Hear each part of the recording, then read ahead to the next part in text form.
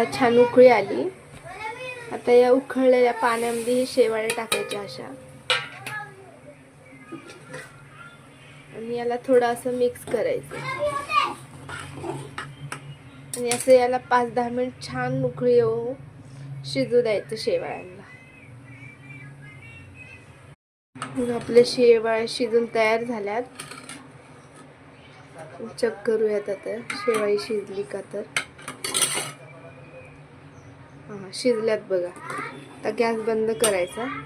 असं शेवाळ्यातलं सगळं पाणी काढून घ्यायचं.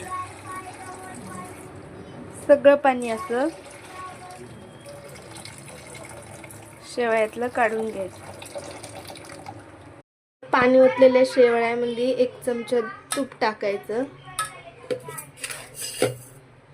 1 चम्मच साखर टाकायची, आवडीनुसार आपल्या गोड आवडते ते.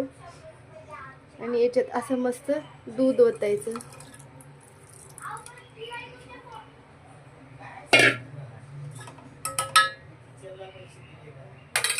आणि याला असं छान मिक्स करून